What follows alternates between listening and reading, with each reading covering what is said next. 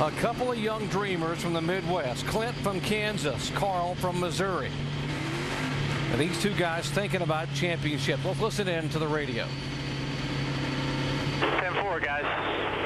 You've been doing a great job. We've been doing extraordinarily well. So just keep doing what we're doing. Have a good time tonight, no matter what. And just enjoy yourselves. And I just appreciate everything. Carl Edwards outside front row saying his thank yous to his guys for how hard they've worked. And he knows this is important to lead this first lap. How much is your heart rate up right here, Dale, when you're getting ready to come get this green? Oh, man, battling for a championship, knowing what you need to do to get out there. And you've got a young man on the inside there that wants to lead because he has the burden of trying to win an owner's championship for his team. These guys are pretty pumped right now. This is exciting stuff. I've been in situations in the car, you know, and that was fun. But it's even as much exciting up here talking about it.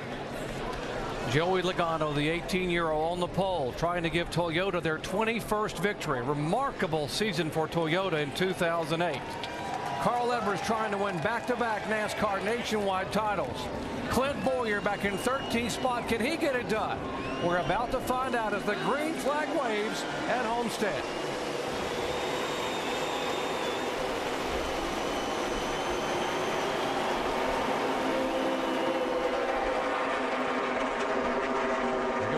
The outside. He's trying to make it stick there and get a run down the backstretch. He's able just to keep just a fender up on that 20 car coming off the corner to get this outside lane. He's got a little advantage getting into 3. Oh, drives it way down in there. Logano fights back. Carl trying to keep the fender. Can he keep it? Logano will lead first time by, but Edwards is still there.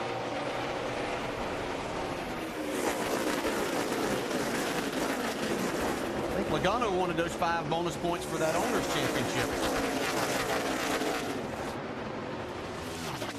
Like Carl gave it everything he had there, but Joey just had a little better car here in the early lap. I think what he had as much as anything was that inside position, shorter way around there, and he used that to his advantage. He obviously has a very fast race car by putting it on the pole. See why Carl put all that tape on his windshield and on his dash. That sun does get right down in their face coming down that front straightaway. Dave? Guys, there's one good thing about Carl not leading that first lap. It does not mimic what happened to them at Darlington. Remember, Carl was a pole sitter and chose to sit on the outside for that race. And going into turn 1, he hit the wall with that race car, damaged it. They ended up finishing last that day. That was a big points loss day for them. Carl kept it under control here. It's a different racetrack, but same scenario. And even though he hasn't led yet, keeps his car clean. See the 2-car top of your screen coming down. Clint Bowyer has already gained a position. He's passed Clausen up in the 12th spot. Remember the scenario. If he finishes 8th or better, no matter what Carl Edwards does, he, talking about Clint Bowyer, will win the championship. He's looking a lot higher than 8th. He wants to finish in the top 5 or better here just to make sure that he's got a little cushion. He's just rocking along right now, not trying to do anything to get himself in trouble. Now here he's 2nd place, heating up with Jeff Burton right on the bumper of Carl Edwards. This is the car we talked about that Richard Childress added to the race this week, the guy that won the race a year ago, and he's doing exactly what RC wants him to do. Yeah, he wants to put some pressure on the 60. He actually wants to see if this 29 car can get a win. He would love to get that for Jeff Burton here the last race of the year.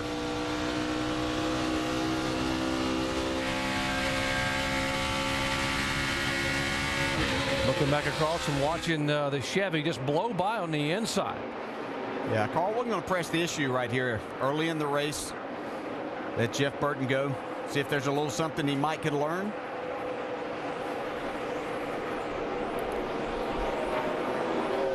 Jeff Burton is scheduled to run only 12 races in 2008. This one added late. And of course, remarkably, has not won a race. He won 5 times a year ago. And as you mentioned, adding him here not only helps their championship chances, but gives him a chance to get to victory lane. Gives him that one more chance, and he's really good here, like you said, and he's going to have a good shot today.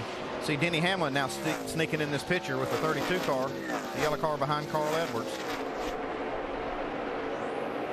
Hamlin not driving for Joe Gibbs here in the final race. That is the Braun Racing Toyota. There is a Joe Gibbs car. Kyle Busch going for that record. trying to become the all-time winningest driver in a single season, and currently tied with the legendary Sam Ard. He would love to break that record. I know he's had such a phenomenal year in this series. Well, this team that Denny Hamlin's driving for here in this 32 car, they've been very impressive since they switched these over to the Toyotas. They've run with Kyle Busch. That was a close run call with there. Denny Hamlin. That was a close call. Yeah, they've had Brian Vickers in the stable too. They've run extremely well, and it's really improved their organization to the point of being contenders pretty much week in and week out. A moment ago, the 12 car, the young driver Justin Allgaier, who just moved over from ARCA this year to drive for Roger Penske, just had a little brush with the wall there in his Dodge. See him up on the top side here. Yeah, ran out of racing room. I think we're going to see some of that today. They're going to flirt with that outside groove, and there's just not quite as much grip as this track used to have right up next to the wall. It reminds you a lot of Darlington. You hear us talk about that a lot when we talk about a track where you're running right up next to the wall. This track really has aged a lot like the old Darlington was, and when you try to run that groove right next to the wall, there's just hardly any room for error. Joey Logano out front. By the way, the 90 and 91 cars of Terry Cook and Todd Bodine have both headed to the garage area. And it is an 18-year-old leading the season finale here in the early laps at Homestead.